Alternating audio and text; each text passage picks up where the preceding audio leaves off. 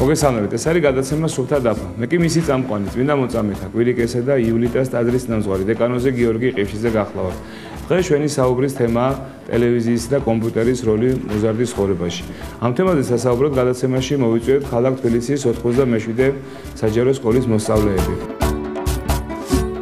კიდევ ერთხელ მოგესალმებით, მივესალმებით ჩვენს ტელემოყურებელს და ვიდრე საუბარს დავიწყებთ, მინდა შეგახსენოთ, რომ გადაცემის მეორე ნაწილი დაეთმობა საუბარს იმის შესახებ, თუ რა პროფესიას ირჩევთ საომაროდ და რატომ და გადაცემის ბოლოს თქვენ საშუალება გექნებათ ჩამოთვალოთ ყველა ის პრობლემა, რომელიც გაწუხებთ.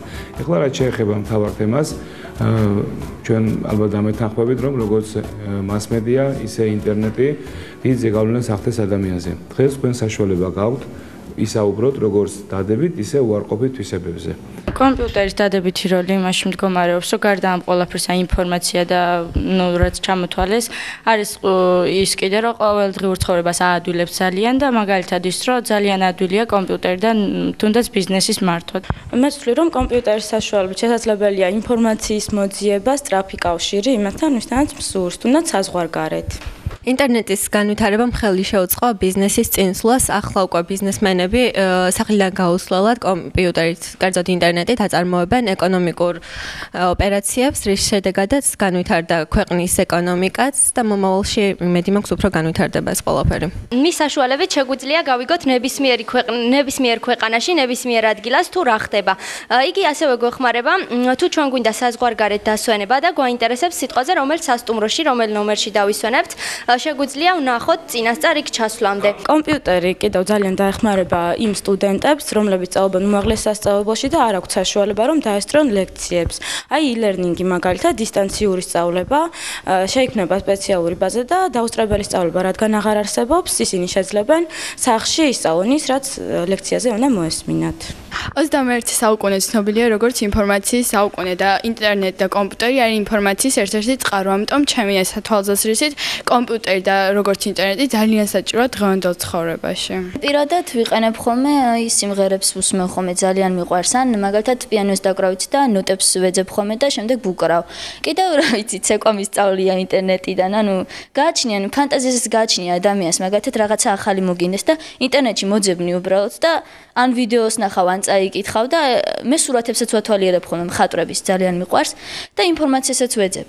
ამიტომ გააჩნია რაში გამოიყენებ რა. ერთს დავამატებდი, რომ აი მაგალითად მშობლებს ძალიან უნდათ ხოლმე კურიერის ხურება, ასე რომ ვთქვა და შეგვიძლია მაგალითად დრო გამოგჭან, სხვაგან ვიყავით გასვლები და ვერ ვუყუროთ. შეგვიძლია კომპიუტერის საშუალებით ვუყუროთ ამ ინფორმაციას და მივიღოთ ის და დავიკვაყოფილოთ ჩვენი სრული. ამით გვეხმარება კომპიუტერი ჩემი აზრით. ნებისმიერ გადაცემის ყურება შეგვიძლია ნებისმიერ მომენტში, როცა გვინდა, ამიტომ ამის და მიუხედავად ჩვენ შიში არ გვაქვს ის, რომ ეს გადაცემა შეიძლება გაგვეპაროს ასე რა. არსებობს კომპიუტერული თამაშები, რომელიც უბრალოდ აზროვნების განვითარებაში გვეხმარება, მაგალითად შეიძლება იყოს სტრატეგიული თამაშები. ასევე ონლაინ თამაშები შეიძლება უბრალოდ ეკონომიკაში, ან უბრალოდ ურთიერთობაში შეიძლება დაეხმაროს მოზარდს. და შემდეგ შეიძლება გამოდგეს. ანუ რაც კომპიუტერი მაქვს, მას ვუყურებ როგორც ერთ დიდ ენციკლოპედიას. მასში არის მრავალი ინფორმაცია, არ აქვს მნიშვნელობა რასთან დაკავშირებით. მე შემიძლია ინტერნეტში შევიდე და მოვიძიო რაღაც საინტერესო მნიშვნელოვანი ინფორმაცია. ანუ ვფიქრობ, კომპიუტერით ჩემ ინტელექტუალურ დონეს ვიმაღლებ, რადგან მასში ვკითხულობ სხვადასხვა ახალ ინფორმაციას და ეს ძალიან მეეხმარება ყოველდღიურ ცხოვრებაში. კომპიუტერის საშუალებით ასევე შეგვიძლია თქვათ რომელიმე მეგობარს ვესაუბროთ სხვადასხვა თემებზე, ან ყოფილა შემთხვევა, რომ დავუშვათ, როდესაც რაღაც ვერ გაგვიგია, ელემენტარული Skype-ის დახმარებითაც კი გაგორჩევია რაიმე მასალა, თუნდაც ეს ყოფილიყო სკოლის, ან პირადული, ან რაიმე სხვა. ჩემი აზრით ინტერნეტი გვეხმარება, მაგალითად, ჩემი მაგალითზე გეტყვით, რაღაც სიტყვა მაინტერესებს უცხოური, ხო? ძალიან მარტივად და სწრაფად შემიძლია ონლაინ ლექსიკონში მოვძებნო ეს სიტყვა და დიდი ლექსიკონებისგან განსხვავებით ძალიან სწრაფად და მარტივად მოვძებნო ჩემი სასურველი სიტყვა და ამაში დამეხმარება ძალიან მარტივად და სწრაფად კომპიუტერი. ძალიან მინდა რომ შევისწავლო ესპანური ენა. თუმცა სკოლაში არ გვაქვს მაგის საშუალება, რადგან ჩვენ ვსწავლობთ აქ ინგლისურს და გერმანულს და რუსულს და ამიტომ ვეძებ საიტებს, ისეთ საიტებს, სადაც ჩავწერთ ნებისმიერ სიტყვას, ანუ უბრალოდ რო ვისაუბროთ და ნენო ვსწავლობ. ანუ ყოველ დღე რაღაც ახალ-ახალს ვიგებ და ხო სიტყვებს და იმის მიხედვით ვალაგებ და შემდეგ ჩემ მეგობრებთან ერთად ვამყარებთ ჩემ ცოდნას. ჩვენ ვისაუბრეთ შევეცადეთ ყოველ შემთხვევაში ჩამოგვეთვალა ყველა ის დადებითი თვისება კიდევ მეტი შეიძლებოდა გვესაუბრა დადებითი თვისებებზე მაგრამ ახლა ჩვენ ვისაუბროთ თუ რა უარყოფითი შეიძლება და ზიანი მიაყენოს თუ ჩვენ არასწორად გამოვიყენებთ და ცუდად გამოვიყენებთ როგორც მასმედიის საშუალებებს ისე ინტერნეტს მაგალითად ჯანმრთელობასთან დაკავშირებული პირველ რიგში თვალებისთვის არის საზიანო და შემდეგ იმასაც ამბობენ რომ იმუნიტეტს აქვეითებს კომპიუტერთან დიდხანს ჯდომა და უფრო ადვილად დაავადდება ბავშვი. ჩემ მაგალითზე მინდა გითხრათ რომ მე კომპიუტერმა და კომპიუტერის გამოსხივამ შემექმნა დიდი პრობლემები თვალებთან დაკავშირებით და დიდხანს კურნალობდი და ახლა ვცდილობ რაც შეიძლება ნაკლები ხანი გავატარო კომპიუტერთან. კომპიუტერი მართალია თვალების პრობლემას ქმნის, მაგრამ ეს დამოკიდებულია დროზე. თუ რა თქმა უნდა დიდი ხანი ვიჯდებით კომპიუტერთან შექმნის პრობლემას, მაგრამ დროს გააჩნია ცოტა ხანი ვიჯდებით და არც პრობლემა აღარ შეგვექმნება. ყველაფერი არის ადამიანის გონიერებაზე. გააჩნია როგორ გამოიყენოს მას, მაგრამ ხშირ შემთხვევაში ჩვენ ვუყურებთ იმას, რომ ადამიანი რაღაცა გონიორულად ვერ უდგება ამ ყველაფერს და როცა ჩართავ ტელევიზორს და გადართავ სხვადასხვა არხებზე არის არაფრის მომცემი სერიალები, არის ძალადობა, არის ძალიან ბევრი უარყოფითი ინფორმაცია, რომელსაც ყოველდღე ადამიანი იღებს და ეს არის ცუდი, როდესაც კიდევ სახლში საღამოს შეიკრიბება ოჯახი, მშობელი, შვილი, ბებია, ბაბო, ყველა რაღაცნაირად მოწყვეტილი არის ერთმანეთზე. ზოგი კომპიუტერის ცისფერ ეკრანს უზის, ზოგი ტელევიზორის და რაღაც ყველა თავის გადაცემას ეძებს, ყველა თავის სერიალს ეძებს, ყველა რაღაც თავის ინფორმაციას და ურთიერთობას კი რაღაც იკარგება ერთმანეთთან. თქვენ რა აზრის ახართ ამასთან დაკავშირებით? ცოცხალ საუბარს ეჩვევიან კომპიუტერთან რომ ზიხარ, ყველაფერს წერ. ანუ ლაპარაკს ეჩვევიან და წერის მანერაც სხვანაირი აქვს, რაღაც ბევრ შეცდომებს უშვებენ. მაგალითად ძალიან რომ ძალიანო წერენ ხოლმე ბევრჯერ ყოფილა ესეთი შემთხვევები საუბრის მომენტშიც ასე ლაპარაკობენ და რა ვიცი რაღაც ქართულ ენას უკვე ნაკლები მნიშვნელობა ენიჭება ელემენტარულად საკუთარ სახელს რო წერენ ინგლისური ასოებით აწერენ ხოლმე აი გასულ წელს როდესაც ვემზადებოდი ჩვენ ამ გადაცემისთვის ძალიან ბევრ სკოლაში ვთხოვეთ რომ დაეწერათ ბავშვებს თემები სხვადასხვა საკითხთან დაკავშირებით და მთელი ზაფხული ეს თემები თამთემებს გადავხედე და ამოვარჩიე იქიდან რაღაც ნაწილი ნაშრომების, რომლებიც იყო ძალიან კარგი, მაგრამ როდესაც მოვიკითხე ეს ბავშვები გადაცემისთვის, მათ პირად საუბრებში ვეღარ ისაუბრეს. მე მყავს ადამიანი დამატებული Skype-ში, რომელსაც თითქმის ყოველ დღე ვესაუბრები, მაგრამ ანუ ის ჩემი მეზობელია, მაგრამ როდესაც ის მას ხვდები ქუჩაში, ჩვენ სალაპარაკო თემა არ აქვს საერთოდ. ანუ უბრალოდ გამარჯობა, გაგიმარჯვოთ და მივდივართ. ანუ ერთმანეთს შორდები და როდესაც კვლავ შევდივარ Skype-ში, კვლავ რაღაც თემებზე ვლაპარაკობ, თუნდაც პოლიტიკაზეც გვილაპარაკია, მაგრამ აი როდესაც ხვდებით, ან საერთოდ არ აქვს არავითარი სასაუბრო თემა და ეს არის ძალიან ცუდი. ანუ სწორედ ის არის, რომ კომპიუტერთან უფრო გახსნილია, უფრო ბევრს ლაპარაკობს, მაგრამ პირად ურთიერთობებში და ისე ზოგადად არ შეუძლია არავითარი ლაპარაკი.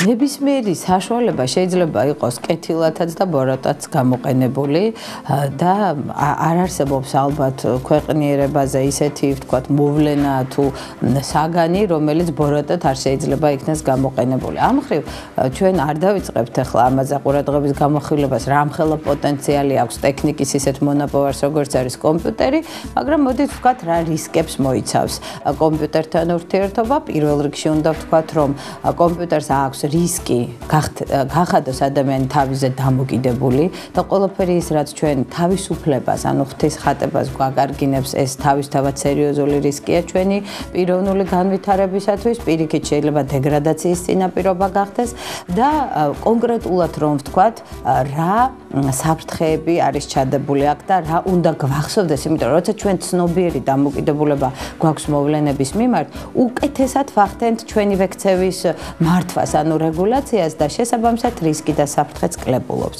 ჩვენ ვიცით დღეს ძალიან ფართოდ გავრცელებული საზოგადოებრივი კომუნიკაციის ურთიერთობის საშუალებები ძალიან პოპულარული Skype იქნება ეს თუ Facebook-ი ამას ყველა ვიყენებთ ვინც ასე ვთქვათ კომპიუტერთან ურთიერთობთ, მაგრამ ასევე უნდა ვიცოდეთ რა ნაღმი შეიძლება იყოს აქ ჩადებული რომ ჩვენ არ აღვმოჩნდეთ შემთხვევით ამ ხაფანგში გაბმული. პირველი ის რომ თავისთავად ძალიან გადამეტება ყურება და ძალიან ასე ვთქვათ, გართობა ამ ყველაფრით და ძალიან დიდი დროის დათმობა და არა კონკრეტული დროის პერიოდისა ქმნის ისეთ რისკს, რომ ჩვენ იმდენად ჩავეფლოთ ამ ყველაფერში, რომ ცოცხალი ურთიერთობა დაგვრჩეს გვერდზე. იმიტომ რომ ეს არის ძალიან კომფორტული ვიტყოდი, ნაკლები უხერხულობისა და ნაკლები შინაგანი ასე ვთქვათ ბარიერების შემქმნელი ურთიერთობაში კომუნიკაციის ფორმა, რამაც შეიძლება მართლა ხაფანქის როლი ითამაშოს, იმიტომ რომ ვთქვათ ის ადამიანები, ვისაც რაღაც უხერხულობა, გარკვეული არასრულფასოვნების განცდიდან გამომდინარე წინააღმდეგობები აქვს ცოცხალ პირდაპირ ურთიერთობაში, მათთვის შეიძლება სწორედ კომფორტულობის თვალსაზრისით უფრო მეტად მიმზიდველი გახდეს და საერთოდ დააშოროს ადამიანს. ეს ერთი, ვთქვათ, რა კატეგორიის ადამიანებს უქადის საფრთხეს. მეორე ის არის, რომ ზოგადად შეიძლება ძალიანაც გახსნილი და კარგი კომუნიკატორი იყოს ნებისმიერი ასაკის ადამიანი, მაგრამ იმდენად გაუგოს გემო ამას და იმდენად ნამდვილად მიმზიდველი და ჩამთრევია, რომ უბრალოდ ვერ შეამჩნიოს ისე დარჩეს ამ ყველაფრის მიღმა და საერთოდაც აღარც გარეთ გავიდეს თუ ამის აუცილებლობა არ არის და პირიქით ვთქვათ სულ ამ კომუნიკაციის ფორმაში იყოს ჩართული. ამიტომ ჩვენ უნდა გარკვეული ასე ვთქვათ ბალანსი დავიცვათ აქ. ვთქვათ პირდაპირ შეიძლება გამოვიყენოთ კიდევაც ჩვენი სუსტი მხარეების დაძლევისათვის, ვთქვათ იმ ადამიანებს, ვისაც აქვთ კონკრეტულ პირთან, კონკრეტულ სხვა ადამიანთან ურთიერთობის პრობლემა, შეიძლება ამ გზით გადაილახოს გარკვეული პირველი ნაბიჯის როლი შეასრულოს, ვთქვათ ამ საზოგადოებრივი ურთიერთობის ქსელებმა, ხოლო შემდგომში ისევ საკუთარ თავზე მუშაობის და საკუთარი სრულყოფის მსურველმა ადამიანებმა ეს აუცილებლად პირისპირ ცოცხალ ურთიერთობაში უნდა გადაიტანონ. იყოს ეს რაღაცა შესავლის შეიძლება თუ უხერხულობა თუ რაღაც შინაგანი შებოჭილობის განცდა აწუხებს ვინმეს, ამით გაიცნოს, ამით შევიდეს კომუნიკაციაში, ხოლო შემდეგ აუცილებლად უნდა გადავიდეს ცოცხალ ურთიერთობაში, იმიტომ რომ ეს არის ის ადამიანური ფორმა. ჩვენ არა ვართ ამ გაგებით საგნები, ჩვენ არა ვართ შორს უნდა ვიყოთ იმისგან, რომ რობოტების რაღაც მახასიათებლები შევიძინოთ, იმიტომ რომ ვთქვათ, ეს ტექნიკის საშუალებები ძალიან ჭკვიანია, შეიძლება ზოგ ადამიანზე უფრო მეტად გამჭრიახიც კი აღმოჩნდეს იმდენად კარგად იყოს აწყობილი, მაგრამ მას არ გააჩნია ის სულიერება, რაც გააჩნია ადამიანს და აი ეს ცოცხალი ურთიერთობა და სულიერება შეიძლება ჩვენ დავკარგოთ უნებლიეთ, თუ კი მთლიანად შთანთქმა მოხდა აი ამ კომპიუტერთან დამოკიდებულების მხრივ. როგორც ყველაფერს კომპიუტერს აქვს დადებითიც და უარყოფითი მხარეც, მაგრამ ამ შემთხვევაში უარყოფითი ჭარბობს დადებითს. Გავამახვილებ ყურადღებას გარესამყაროსთან მოწყვეტაზე. ბევრს ვიცნობ, ვინც მართლა კომპიუტერზე არის დამოკიდებული და სხვა თითქმის არაფერი არ აინტერესებს, თუნდაც ონლაინ თამაშებზე, Facebook-ზე და ასე შემდეგ. აი ფერმა Facebook-ზე პირადად არ მაქვს, მაგრამ ბევრ ჩემს ნაცნობს აქვს და უთქვამთ, რომ აი მაგალითად სადღაც არიან და წავალ ახლა უნდა მოუარო ჩემს ფერმას. ხშირად კომპიუტერი ჩხუბის საბაბიც ხდება და დანაშაულისაც. და შემიძლია ეს მაგალითი მოვიყვანო იაპონიის, როდესაც ორი მეგობარი თამაშობდა ერთ-ერთ თამაშს და საკმაოდ ძნელად მოიპოვეს ხმალი თამაში. ერთ-ერთმა გამიყიდა სხვას და მეორე მოკლა ის და ჩაიდინა დანაშაული ამით. კომპიუტერული თამაშის გამო მოკლა ადამიანი. ჩემი დეიდაშვილი როცა იყო 4 წლის, ძალიან დამოკიდებული იყო კომპიუტერზე, კერძოდ თამაშობდა ჯეტიას. ამან ის შედეგი გამოიღო, რომ როცა სახლში არ იყვნენ მშობლები, მე მყავდა ჩაბარებული და გამეპარა სახლიდან და მიდიოდა ტრასაზე. და იქ შევაჩერე, გავეკიდე და მითხრა, რომ მე როგორც ჯეტიაში ხდება, ეს ადამიანი უნდა გადმოვსვა მანქანიდან და მე უნდა წავიყვანო, უნდა მოვკლაო. ძალიან ცუდი არის ბავშვი ასეთ თამაშებს რო თამაშობს, იმიტომ რომ ბავშვი აი ასაკი ისეთი აქვს, რომ ახალი რაც არის, ყველაფერს ითვისებს და გონია რომ ეს კარგია და უნდა გააკეთოს თვითონაც. თამაშები არის ესეთი, სადაც ნამდვილად ფული უნდა ჩარიცხო და რიცხავენ ბანკში ფულს, შემდეგ იქიდან ყიდულობენ რაღაცებს და ამათზე მოძდით ჩხუბი. მეგობრებმა იჩხუბეს, თბილისში ყო მაღაზია, რომ ჩარიცხეს ფული, რაღაცა იყიდეს, აი ხმალზე რო იყო ჩინეთში, ესეთი ჯავშანი იყიდეს კაცის იქ, რაც თამაშობდნენ და მე ამაზე წავიდა ჩხუბი, რომ შენ რატომ იყიდეო და მოხდა კონფლიქტი ბავშვებს შორის. კომპიუტერული თამაშების გავლენა ბავშვებზე ძალიან დიდია, მაგალითად, ჩემ ერთ ნაცნობს Lineage-ის თამაშით ავიწყდებოდა ჭამაც, დალევაც და ერთ-ერთი პრობლემა იყო, რომ დღენახევარი ბავშვმა იშიმშილა, ანუ არ გახსენებია უბრალოდ რა, არ მოუთხოვია ორგანიზმს და ამით პრობლემა შეექმნა ჯანმრთელობაზე. ასე რომ ჩემი აზრით კომპიუტერით ასე ძალიან გატაცება არ ვარ. შეიძლება კი იჯდეს საათი-საათნახევარი, მაგრამ არ არის საჭირო, რომ 6 საათი და ღამეების თევით იყოს მიჯაჭვული ზედ. დავამატებ ერთს, რომ ერთ-ერთი ძირითადი პრობლემა არის დროის ფაქტორი. ანუ ის, რომ ბავშვები დიდ დროს უთმობენ კომპიუტერთან ჯდომას და არ იციან საზღვარი და ჩემი აზრით ეს პრობლემა მოგვარდება უბრალოდ მათ უნდა ისწავლონ რამდენი ხანი დაჯდნენ კომპიუტერთან და რა მიზნით გამოიყენონ ის და ეს პრობლემები უფრო გადაიჭრება ამ შემთხვევაში. დროის შეგრძნებას კარგავს ბავშვი, როდესაც ზის კომპიუტერზე, ჩემ თავზეც გამომიცდია პირადად ეს მაგალითს მოვიყვან, ერთხელ მქონდა მათემატიკა საათი საღამოს ხანში, როდესაც სკოლიდან მოვედი, დავჯექი კომპიუტერზე და იმდენად გამეპარა რომ დროის განმავლობაში არც მიჭამია, არც წყალი დამირებია, ელემენტარული წიგნიც არ გადამიშლია და მათემატიკაზეც კი დავაგვიანე. ამით მინდა ვთქვა, რომ სწავლაც კი მეორე ხარისხოვანი ხდება და უკვე ბავშვი ხელს იღებს მასზე, იმდენად არის ჩათრეული და ეს დამოკიდებული კომპიუტერზე და ეს წინაზეც ითქვა, რომ ნარკოტიკივით მოქმედებს და ამას მინდა გავამახვილო ყურადღება კომპიუტერთან დაკავშირებით.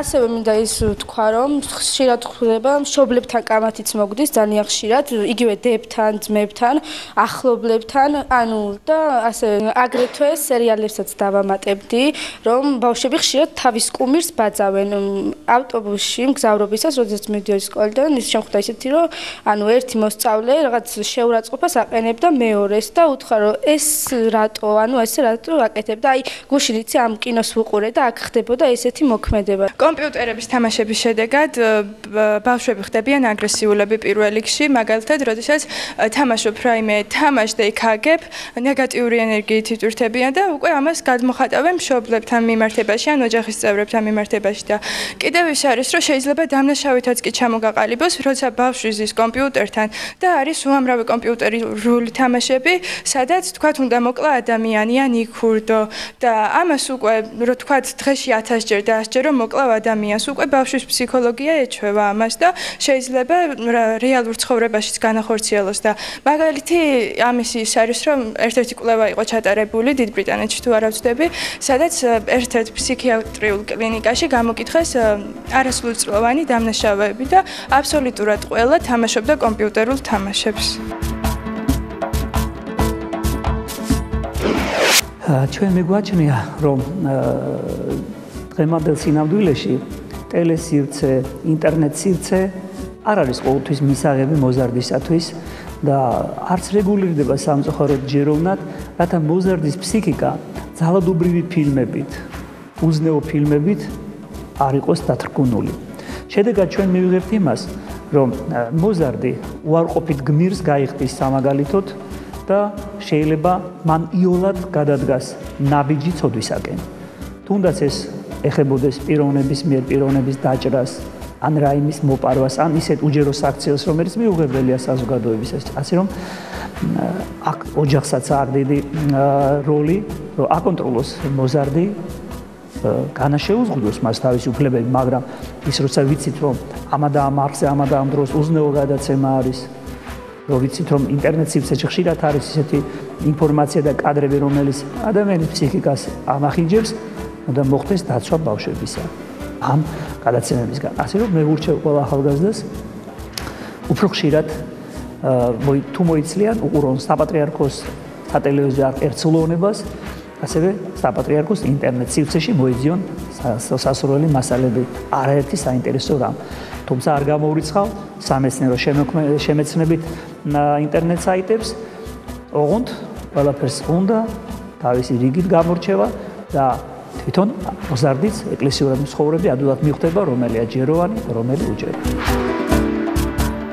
შესაძლებელია სხვისი სახელი გამოიყენო და ამ სხვა ვერც გაიგოს სხვისი სურათი გაუგზავნო სხვას. აი მაგალითებსაც მოვიყვან, ჩემს ნაცნობებსაც შემთხვევით და მეც რომ თქვა ჩემი Skype-ით სხვა სარგებლობდა და სხვა წერდა ცუდ რაღაცებს ჩემს მაგივრად. ასე ვთქვა, გატეხა ჩემი Skype-ის კოდი და რაც ძალიან ცუდი არის. კიდევ სერიალებთან და მიბაძვასთან დაკავშირებით ვიტყვი, რომ ამერიკაში ვიცი რომ ჩატარეს გამოკითხვა მოზარდებს შორის, ვინც ეწეოდა და ძალიან დიდ მანაწილმა დაასახელა, რომ აი ჩემი საყვარელი გმირი ფილმში თუ სერიალში ეწევა სიგარეტს და მეც მომწონს და მეც ამიტომ ვეწევიო.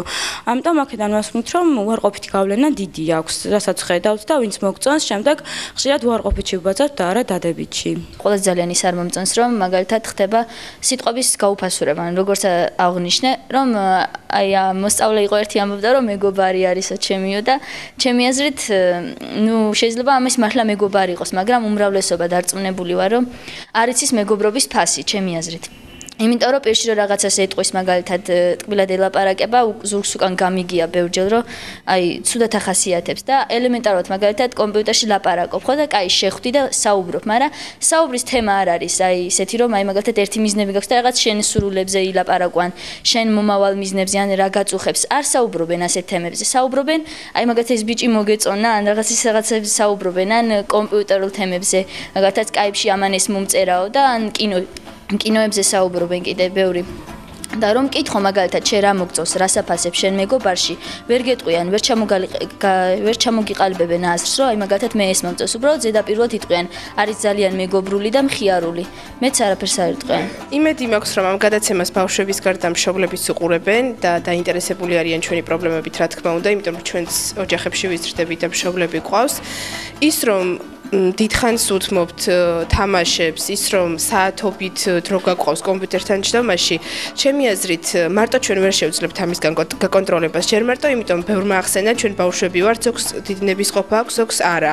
ზოგს შეუძლია გააკონტროლოს თავი, ზოგს არა. თუ ამაში მშობელი არ დაგვეხმარა, თუ ამაში მონაწილეობა ოჯახის წევრმა არ მიიღო, რომ გადავჭრათ ერთად პრობლემა, ვფიქრობ, დიდხანს გაგრძელდება ის, რომ ასე დავსხდეთ, ისე ვიბჭოთ ამ თემაზე. და რა ვიცი შედეგი შეიძლება არც იყოს. ნუ რა თქმა უნდა არის კიდევ სხვა დანარჩენი რიგი მიზეზები იმისა, რომ ვერ ხდება ამ პრობლემის გადაწყვეტა, მაგრამ ჩემი აზრით მე ესე ვთვლი, ოჯახს ძალიან დიდი წვლილი შეაქვს ამაში და ოჯახი თუ არ დაგეხმარა და ოჯახმა თუ ზეგავლენა არ იქონია შენზე, არა მარტო ამ თემასთან დაკავშირებით, არამედ სხვა თემასთან დაკავშირებითაც არაფერი არ გამოვა. ზაფხულში მომიწია სტუმრად წასვლა და როცა ოჯახში შევედი, სრულიად გაოგნებული დავრჩი.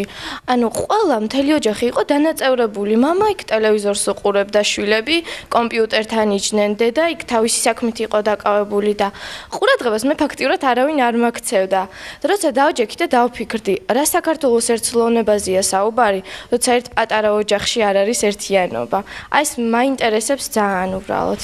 აგრესიას არ იწვევს მარტო კომპიუტერი. ეს ძალიან დიდ გავლენას ახდენს ტელევიზორიც აგრეთვე, იმიტომ რომ დღე იწყება მკვლელობების ინფორმაციის და ყველას არ აქვს ერთნაირი ფსიქიკა და სწორედ ამ ინფორმაციის ბრალია ამ ბოლო დროს მოზარდებში მკვლელობა რომ მომრავლდა.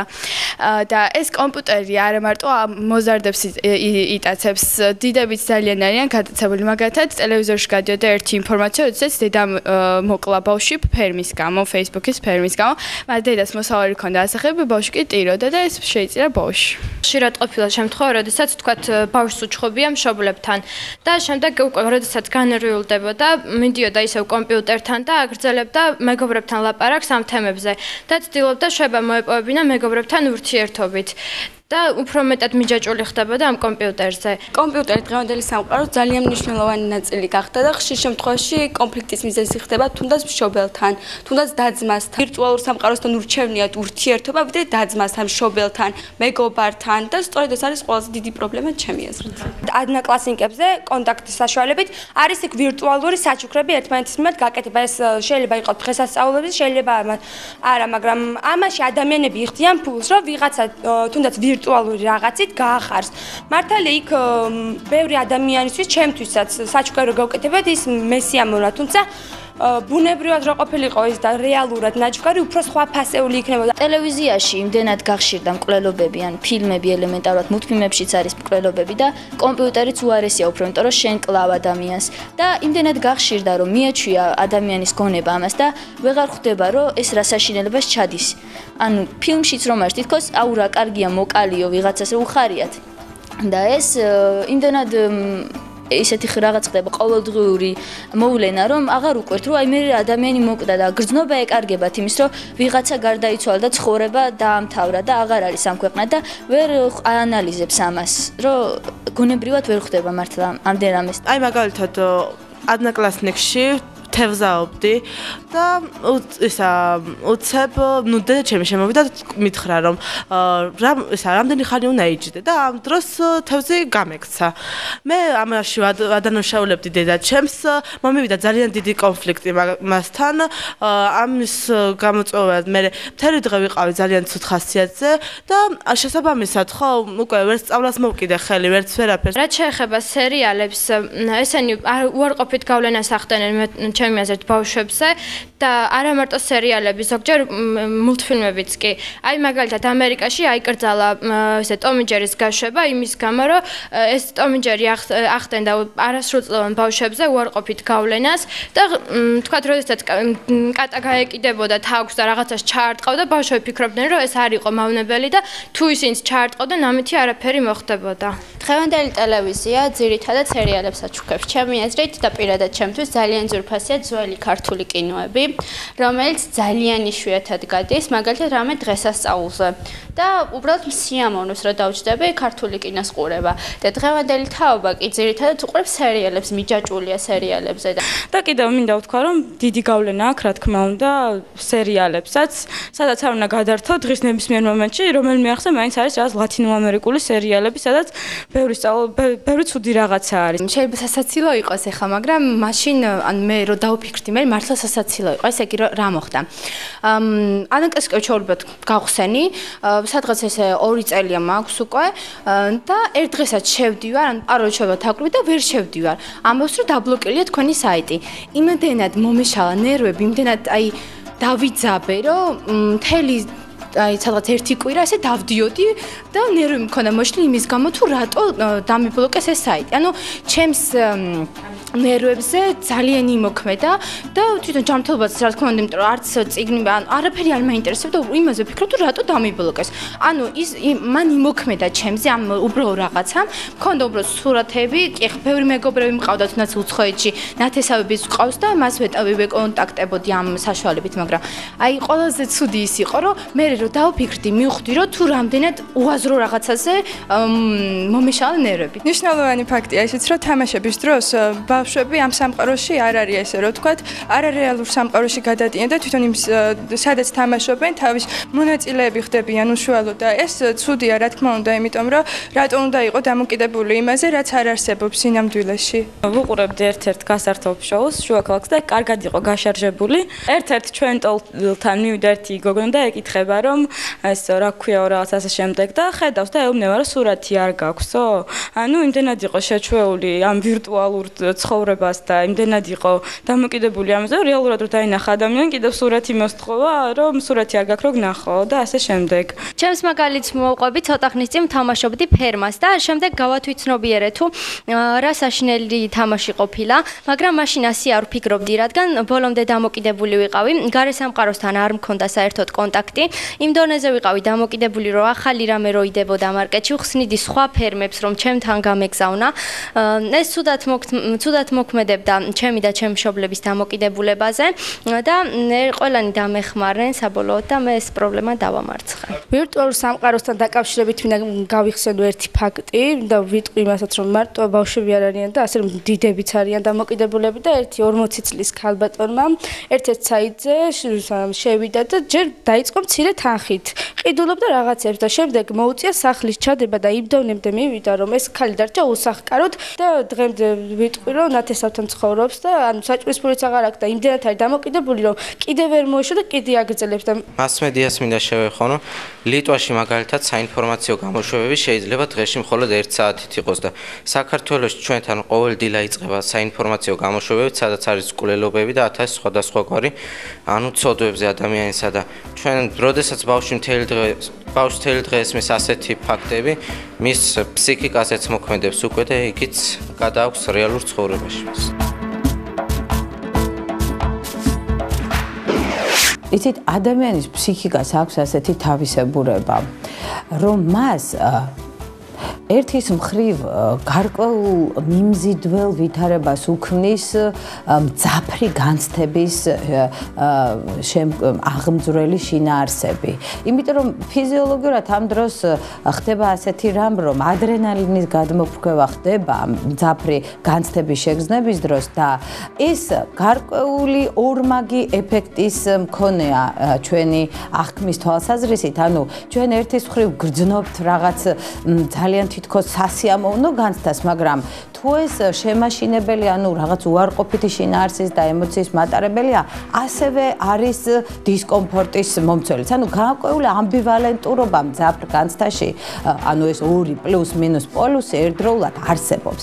და როგორც ჩანს, თვითონ ელექტრონული მედიის ტექნოლოგიების მცოდნე ხალხმა იცის ეს თავისებურება და შეიძლება ვთქვათ, რომ გადაჭარბებულად დღევანდელ დღეს ხშირად და უმეტეს შემთხვევაში აი ეს ფსიქიკის კანონზომიერება, როგორც ადამიანის ყურადღების მიმზიდველი ფაქტორი, ბოროტათაც კი გამოიყენება იმ მხრივ, რომ ადამიანს იზიდავენ რაღაც მძაფრი განცდის აღმძვრელი შინაარსით, რომელსაც აშკარად ხშირ შემთხვევაში კიდევაც აცნობიერებს ის ადამიანი, რომ უარყოფითი შინაგანი მდგომარეობა მოაქვს, მაგრამ ის მაინც იზიდება, იმიტომ რომ აი ეს ადრენალინის გადმოფრქვევა, ეს მძაფრი სიუჟეტი, რომელიც ასევე შინაგანად რაღაც არაინდიფერენტულს ხდის და უფრო მეტად დამუხტულ მდგომარეობაში მოყავს ეს თავისთავად მიმზიდველია, მაგრამ მოდით ვთქვათ, რომ ძალიან განვითარებული პიროვნული მდგომარეობაში მყოფი ადამიანები ხვდებიან და უარყოფითადაც აფასებენ იმას, რომ მუდმივად მოდის უარყოფითი, ასე ვთქვათ, გზავნილი მესიჯი დღეს, როგორც ეს პოპულარულ ენაზე ითქმის, ხო? და ეს უარყოფითი გზავნილების უარყოფით ზემოქმედებას ახდენენ. ჩვენ გვტვირთავენ, უარყოფით მუხტს გვიქმნიან ემოციურ პლანში, რაც ვისაც აქვს საკუთარ თავთან, საკუთარ შინაგან ხმასთან კონტაქტი, ის აღიქვამს, რომ მუდმივად წუხს ამ ყველაფრის გამო და ძალიან ბუნებრივად ბევრი ვიცი მე, ვინც აღარ უყურებს საინფორმაციო საშუალებას. ერთის მხრივ ის, რომ იქ დომინირებს, ანუ უფრო მეტად წინა პლანზეა წამოწეული უარყოფითი ინფორმაცია, რაც დამთრგუნველია და უარყოფითი ემოციების აღმძვრელი, მაგრამ აქ მინდა კიდევ მეორე მნიშვნელოვან საკითხზე გავამახვილო ყურადღება, რომელიც მასტრესირებელია და არ ვიცი რამდენად ჩვენს მსმენელს და მაყურებელს უფიქრია ამაზე. აქ არის ძალიან მკვეთრი ემოციათა ცვლა, რომელიც ძალიან სტრესულია თავისი არსით. ანუ ერთ წუთში ჩვენ გვესმის შეიძლება რაღაცა ძალიან მძიმე, დამთრგუნველი, შეიძლება ტრაგიკული განცდის მომგვრელი ინფორმაცია და მეორე წუთში რაღაც აღმაფრთოვანებელი დადებითი შინაარსი მოდის და ჩვენ ადეკვატურად რეაგირებთ, ჩვენ ხომ ფაქტიურად ვაძლევთ პასუხს ემოციურს იმ შინაარსზე, რაც ისმის და რასაც ჩვენ აღვიქვამთ და ასეთი მკვეთრი, ძალიან სწრაფი ცვლილებები ჩვენი ემოციებისა თავისთავად არის მასტრესირებელი და მოდით ვთქვათ, რომ დღევანდელ ძალიან რთულ ვითარებაში, სადაც ნამდვილად ბევრი სტრესია, რომელსაც ჩვენ უნდა გაუმკლავდეთ, მე ვფიქრობ, რომ ეს დამატებითი კიდევ უფრო გაართულებს ჩვენს ფსიქიკურ მდგომარეობას და ჩვენ ამ ყველაფერზე ინფორმირებული უნდა ვიყოთ, რომ ჩვენ თვითონ ვარეგულიროთ და დავაბალანსოთ, რომ შემთხვევით გარემოზე მოქმედება უნებლიეთ კიდევ უფრო მატრაუმირებელი არ აღმოჩნდეს ჩვენი დღევანდელი მდგომარეობისთვის. ბავშვმა წიგნი გვერდზე გადადო და ხელი მოკიდა კომპიუტერს. ამით ამონეს გამოიწვია, რომ ბავშვების ინტელექტუალური დონე მსოფლიოში გახდა ძალიან დაბალი. ვფიქრობ, ანუ ბავშვებს არ ყოფნით იმის ნებისყოფა, რომ კომპიუტერს თავი დაანებონ, ასე ვთქვათ, და წაიკითხონ წიგნი. ანუ გამოსავალში კი ვხედავ იმას, რომ ყველაფერს აქვს საზღვარი ამ ცხოვრებაში და საჭიროა, რომ კომპიუტერთან დაკავშირებითაც გავავლოთ საზღვარი და ცოტა დრო დაუთმოთ ამას და უფრო მეტი დრო კითხვას დაუთმოთ. რადგან ვფიქრობ, წიგნში უფრო დიდი ინფორმაციას გავიგებთ, ვიდრე კომპიუტერში. ამ პრობლემის მოგვარებაში ჩემი აზრით პირველ რიგში მშობელმა უნდა მოინდომოს ეს, თავისი შვილი უფრო დიდი ყურადღება უნდა მიაქციოს და სხვა რაღაცაზე გადაატანინოს ყურადღება და მაგალითად ჩემი ძმის მოყვანა შემიძლია მაგალითად 1 წლის წინ ის თამაშობდა კომპიუტერულ თამაშებს და მიჯაჭვული იყო, რასაც ქვია და მშობლებმა იმდენი გააკეთეს, რომ თქვა სპორტზე შეიყვანეს, სხვა რაღაცა დაინტერესეს და გადაერთო უკვე სხვაზე და დღეს მაგალითად კომპიუტერთან ჩდება მარტო ინფორმაციის მოპოვების გამო და აღარ თამაშობს. აი თანამედროვე ტექნოლოგიებმა შემოიტანა როგორც კარგი, ისევე ცუდი, მაგრამ თავი პრობლემა ჩემი აზრით შეება არჩევანში. მოზარდები ხშირად პირადად მეც ვერ ვაკეთებ კარგ არჩევანს. აი ხშირად გამიგია, რომ ეხლა გავიარეთ გირგულხანძთელი და ყველანი ვაკეთებთ მას, მაგრამ არავინ დაუფიქრებულად, რომ როგორმე მიგვებაძა მასთვის იგი არაქრისტიანულს განაგდებდა და იღებდა მხოლოდ იმას, რაც მისთვის სასარგებლო იყო. ხშირად ბევრი დარწმუნებული ადამიანისთვის გამიგია, რომ ნეტა მე სტუდია არ წამეკითხა და არ მესწავლა, რადგან მომავალში ის რჩება გონებაში და ცუდად დაგხვდება ეშმაკის დახმარებით რაღაც. თუმცა თავარი პრობლემა ის არჩევანში რჩება და მოზარდ ჩვენ უნდა დაეხმაროს ამის გაკეთებაში. არ ვიყავით მზად, რომ დასავლური კულტურა შემოსულიყო და თავისუფლები გამხდარიყავით. ჩემი აზრით გამოსავალი ყველამ ერთად უნდა ვიპოვოთ. იმან, ვინც ამას აკეთებს, ცუდი ინფორმაცია მოაქვს ჩვენამდე. მშობელმაც, რომელიც უზრუნველყოფს იმას, თუ რა ინფორმაცია შეიძლება ვნახოთ. შედარებით სრულწლოვანმა ჩვენს და ჩვენც, რომ აი გრიგოლ ხანძთელის მაგალითზე, რომ ისწავლა ყველაფერი და კარგი გამოარჩია იქედან, რომ კარგი იქნება თუ ვისწავლით რა არის ცუდი და რა კარგი. კომპიუტერთანაც და ტელევიზორთან დაკავშირებითაც. თავარი აქ მშობელი არ არის, ჩვენ თვითონ უნდა გვქონდეს იმის ნებისყოფა, რომ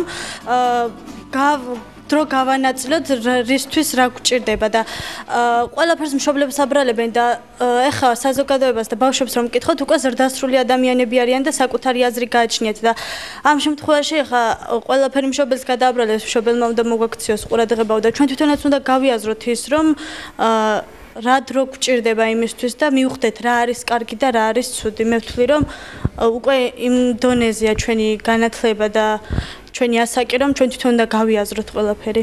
ჩვენი თავი თუ არა ვიყვანით, ხელში ვერავინ ვერ დაგვეხმარება და კიდევ კარგი გამოსავალი არის ეკლესიაში და ტაძარში სიარული. ამით შეგვიძლია მარტო გადავჭათ ეს პრობლემა.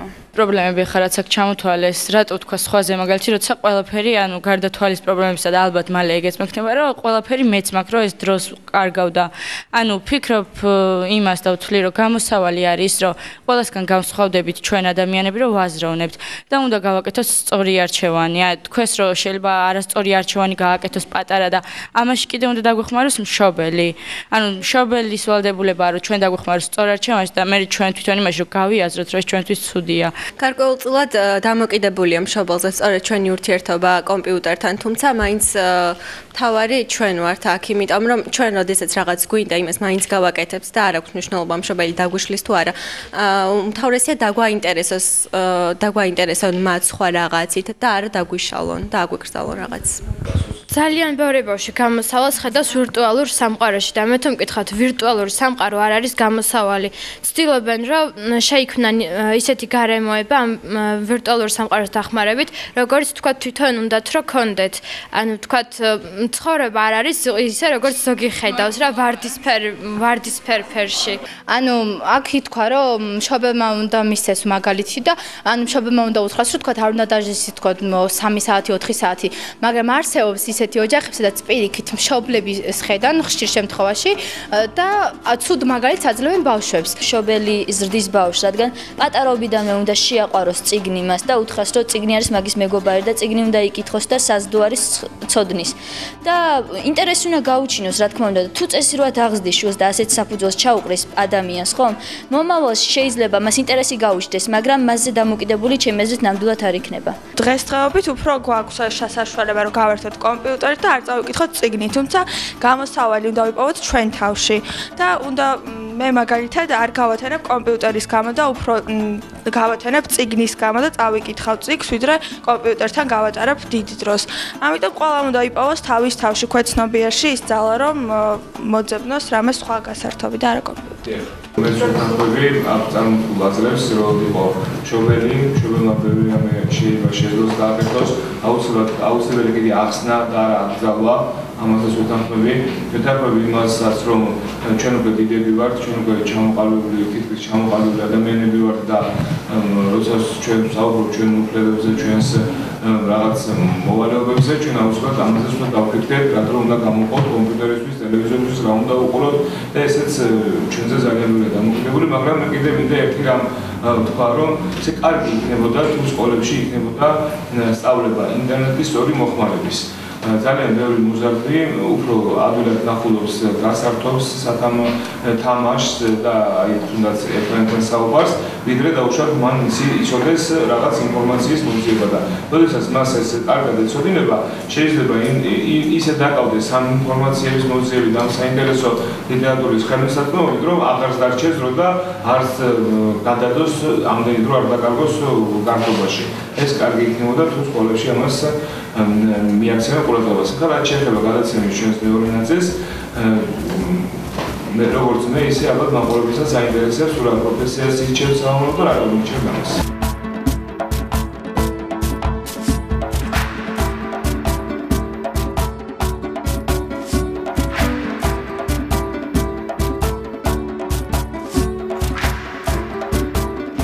მე მინდა ჩაბარება სამხატვრო აკადემიაში კომპიუტერულ გრაფიკაზე ან ინტერიერის დიზაინზე, იმიტომ რომ გამომდის რავი ეს საქმე და დარჩეული ორი გზა მაქვს. ერთი მინდა ასტრონომიაზე, ძალიან მაინტერესებს ასტრონომია, კოსმოსი და მეორე მინდა ხელოვნებაცოდნეობა, ხელოვნებაც ძალიან მიზიდავს, მიყვარს ხატვაც, მიყვარს და როგორც აღნიშნე ინტერნეტშიც ვეძებ ხოლმე სურათებს, ხატრებს და ინფორმაციებს ვეძიებ ხოლმე. არქეოლოგია ან იურიდიული, არქეოლოგია იმიტომ რომ ისტორია მიზიდავს, საერთოდ მიყვარს ისტორიის სწავლა და იურიდიული იმიტომ რომ სხვადასხვა მიზეზები მაქვს ამის გამო და პირველ რიგში ის რომ ვერ ვიტანო სამართლობას და იმას, როდესაც ადამიანის უფლებები ირღვევა. სამომავლოდ იურიდიულ ფაკულტეტზე ჩავაბარებ და ამისთვის დღესდღეობით ვცდილობ და დავდივარ იურიდიულ კურსებზე და გავდივარ სხვადასხვა პრაქტიკებს, რომ მომავალთვის დამჭირდება აუცილებლად. საბოლოოდ ჩამოყალიბებული არ მაქვს თუ რა გამოვალ მომავალში, მაგრამ ვფიქრობ, რომ გამოვიდა გამომძიებელი, რადგან მაინტერესებს კრიმინალისტური საქმეები და გამოძიებები. ორ არჩევანში ვარ. ერთი რომ სამედიცინო, კერძოდ ქირურგი, ძალიან მაინტერესებს ეს პროფესია. მეორე კი რადიკალურად განსხვავებულია, ეს არის ფოტოხელოვნება. დავდივარ სპეციალურ კურსებზე, ვსწავლობ ფოტოხელოვნებას და ჩემი აზრით ეს არის საშუალება, რომელითაც მე შემიძლია გამოვაქვეყნო ჩემი ნიჭი და გავაცნო საზოგადოებას. მინდა რომ საინტერესო პროფესია მქონდეს და ხალხს დავეხმარო, გამომდინარე იქიდან რომ ტექნიკური საგნებიც მიზიდავს და ჰუმანიტარული ცოტა მინჭირს არჩევანის გაკეთება, მაგრამ მომავალში ვაპირებ რომ ჩემი საქმე რაც არ ვინც არ უნდა გამოვიდა ჩემი საქმის პროფესიონალი ვიყო. იურიდიულზე იქიდან გამომდინარე რომ მინდა დავიცვა სამართალი და მინდა რომ ქვეყანაში იყოს სამართლიანობა უფრო მეტად ვიდრე უსამართლობა. ორი განხრა მაქვს, ჯერჯერობით გადაწყვეტილი არ მაქვს, ან ქირურგი მინდა გამოვიდე, მაგრამ ძალიან ძნელია და ყველანაირად შევეცდები თუ შემიწყობენ ხელს და ასევე უცხოენებით პატარაობიდან დავდივარ, ასევე ძალიან საჭიროა დღეისობით თვლი 21 საუკუნეში გვეხმარება ურთიერთობაში სხვადასხვა ადამიანებთან და რა ვიცი ეს ორი პროფესიიდან ალბათ რომელიმე საუცილებლად დავირჩე. ფსიქოლოგი, რადგან მინდა დავეხმარო ადამიანებს გარკვეული პრობლემების გადაჭრაში. ჯერ არ ვარ ჩამოყალიბებული ბოლომდე, თუმცა მინდა ჟურნალისტიკურზე ჩაბარება, გამოვიდე ჟურნალისტი და ძალიან ბედნიერი ვიქნები, თუ მექნება საკუთარი გადაცემა, რომლითაც სრულიად საქართველოს დავაინტერესებ. სასულიეროში ფსიქოლოგიურ ფაკულტეტზე, იმიტომ რომ ძალიან მომწონს და თან დიდი სურვილი მაქვს დავეხმარო ადამიანებს რითიც შემეძლება. და სხვათა შორის არ მინდა ეროვნულებზე ჩავაბარო ფსიქოლოგიურზე, იმიტომ რომ იქ უფრო რაღაც ათეისტური და ისეთებია და არ მომწონს და უფრო სასულიერო. სამედიცინოზე სამკურნალო განხრით და კერძოდ ქირურგია. მაგრამ ბოლომდე არ ვარ დარწმუნებული, რომ ქირურგი ვიქნები, ამისთვის დიდი დრო მაქვს საფიქრელა და მიყვარს ადამიანის დახმარება, რაღაც გარკვეული ჯანმრთელობის მხრივ შეიძლება რაღაც რჩევები მისცე და ამიტომ სამედიცინო ჩემთვის, ჩემი აზრით, ყველაზე და საუკეთესო მომავალი პროფესია იქნება. კომპიუტერულ მეცნიერებაზე, რადგან თანამედროვეობა არის დამოკიდებული ტექნოლოგიაზე, ძირითადად კომპიუტერზე და ვფიქრობ, რომ იქნებოდა საქართველოს გამოადგენ როგორც პროგრამისტი და ისეთი პროგრამები შეუქმნა, რაც დაეხმარება მაგალითად განათლების სისტემაში ან სხვადასხვა სისტემებში.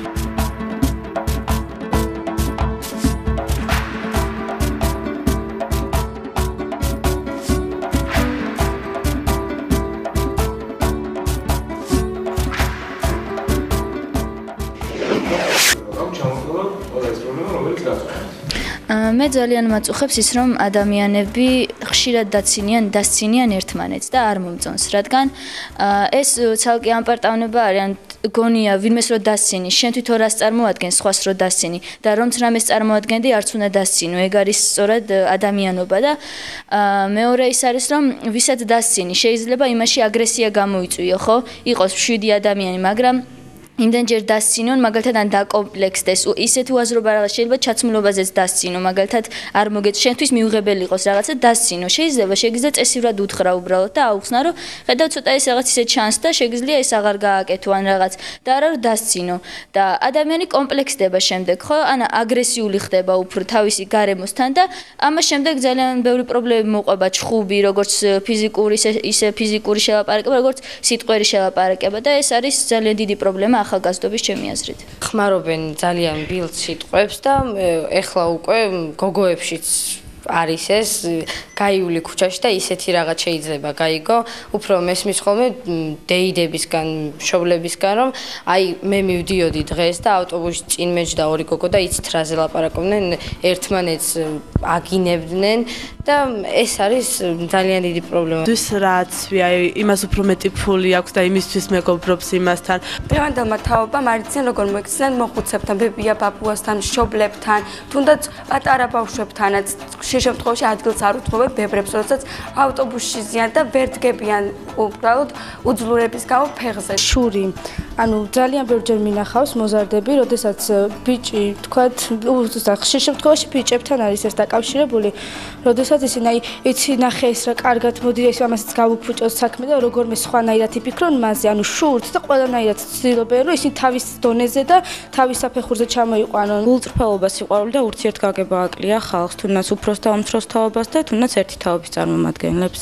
ნებისმიერ ადგილას, როდესაც გაივლი, მიდიხარ და აი მაგალითად კორპუსებზე, სახლებზე, კიდაც სკოლაში მერხებზე ყოველთვის არის გაჭუჭყიანებული და დაბიძურებული ზედ არის წარწერები. ესე იგი ერთ-ერთი მთავარი პრობლემაა ტყუილი, რომელიც მგონი ყველას გვითქვამს ალბათ და ანუ ტყუილის მიზეზად შეიცვალოს ის რომ ჩაითვალოს შეიძლება ის რომ რაღაც ის გვეშინია, მაგრამ რაც და კიდევ ამბობენ რომ შეიძლება კეთილი იყოს ტყუილი ან ბოროტი, მაგრამ ტყუილი არის ტყუილი, რომელიც ძალიან რთული პრობლემაა და რომელიც აუცილებლად მოითხოვს გადაჭრას. ქართულ ენასთან დაკავშირებით, იმიტომ რომ დღეს უკვე ძალიან ბევრი ჟარგონული სიტყვები არის და ეს არის ჩემი აზრით ყველაზე მნიშვნელოვანი პრობლემა ჩვენთვის ქართულ ადამიანებს არ ესმით რა ახალგაზრდობას მithmes არ ესმით რა არის თავისუფლება.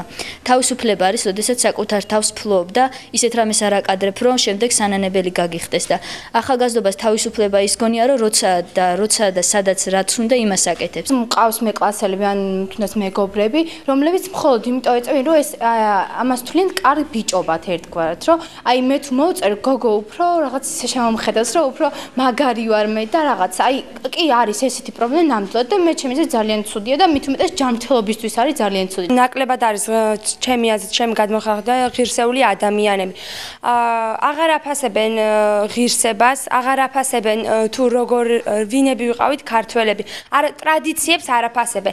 უნდათ რომ რაღაც თუნდაც ევროპული რაღაც სიმღერას მოусმიან, თუნდაც ჩემთვის მაგალითად ისეთი ვარ, რომ ყველაფერი ტრადიციული მირჩენია ერთხელაც ახლოსენ და როდესაც თუნდაც მithქვია სხვისთვის, რომ აი მე მაგალითად ქართული სიმღერა უფრო მიყვარს, ქართული ცეკვა, რაღაც ქართული მუსიკა ჩემზე მოქმედებს შინაგან და ამაზე მომისმენია ჩემი მეგობრებისგან და დაუცინიათ კიდევაც და ვთვლი რომ ყველაზე დიდი პრობლემა არის რომ საკუთარ ძირძველ ასე ვთქვათ ფესვებს არ აფასებს ჩვენი ახალგაზრდები. მოზარდები ერთმანეთს ბაძავენ, რის შემდეგაც კარგავენ საკუთარ თავს და საკუთარ მას. აი ჩვენ წინათაობას არ ქონდა იმდენი გასართობების საშუალება რა ჩვენ გვაქვს ეხლა და იმათ მეტნაკლებად წიგნის კითხვით ირთოვდნენ თავს და შესაბამისად განათლებული თაობაც გამოვიდა და ჩვენ რო წარმოვიდგინოთ ეხლა ჩვენ ყოველ მეორე წამს გვაკრიტიკებენ და სულ იმას ამბობენ რომ ნაკლებად განათლებული თაობა მოდის და ქვეყანა ჩვენ ჯერჯერობით დგას ფეხზე, მაგრამ მაინც ვერ მიიწევს თქვათ კარგად, ამიტომაც უბრალოდ თული წარმოსადგენია რა იქნება მომავალში და უბრალოდ უნდა გამოფხიზდეს ხალხი და იზრუნოს ახლანდელ თაობაზე, რადგან შემდგომ რამე შედეგი მივიღოთ. თაობათა შორის კონფლიქტს, ანუ უფროს თაობასა და უმცროს თაობას შორის ყოველთვის არის რაღაც პრობლემა, თქვათ გემოვნებასთან დაკავშირებით, ჩაცმის სტილთან დაკავშირებით და ასე შემდეგ და ურთიერთგაგება თუ იქნება, მე ვფიქრობ, რომ ეს პრობლემა გადაიჭრება. ვერასდროს ვერ ვგებულობ, რატო წარმოიქმნება, თუნდაც ბიჭებს შენ ძირითადად, რომ სულ რაღაცაზეა ჩხუბი და სულ ჯგუფ-ჯგუფად არიან და ერთმანეთს ეჭდაობიან რაიმეს გამო და ანუ ეს არის პრობლემა, რომ არის გაუგებრობა ერთმანეთში სრულ. რა პრობლემების თქვით აქვს, ყველაფერი ძალიან ხშირად დაუდევრობიდან მოდის და იმაზე არ დაკურებისგან, რასაც ვაკეთებთ. ერთ-ერთი უმთავრესი პრობლემა აგრეთვე საქართველოში არის დასავლური კულტურის შემოტანა. მე მაგალითად საერთოდ არ მომწონს ეს ევროპული ტრადიციები, ან რატომ უნდა შემოვიტანოთ ვიღაცისგან და გადავიღოთ ის წესშუალებები, როდესაც ჩვენ ვართ კულტურის უძველესი კერა და გაგვაჩნია ეს. სამწუხაროდ ჩვენი დრო ამოიწურა, დიდი მადლობა გადაცემაში მონაწილეობისათვის, საინტერესო საუბრისათვის. მე ტელემაყურებელს შევახსენებ, რომ ჩვენი გადაცემის უნები გახდნენ ქალაქ თბილისის 97 საჯარო სკოლის მოსწავლეები. ჩვენ ამით გემშვიდობებით მომავალ 4 შაბათამდე ზუსტად ამ დროს შევხვდებით ერთმანეთს. დედა ეკლესია თითოეულ თქვენგანს ელის. ვერთხად აგლოცოთ და გაგახაროთ. აი როცა ვხედავ მე ამდენ ახალგაზრდობას, გულს უხარია, რომ მოდის ძლიერი თაობა და ამაში დიდი დამსახურება მიუძღვის სკოლის ხელმძღვანელობას, დირექტორს და მასწავლებლებს. თქვენ აკეთებთ ძალიან დიდ საქმეს. თქვენ უნდა გაზარდოთ ჩვენი შვილები სამშობლოს სიყვარულით.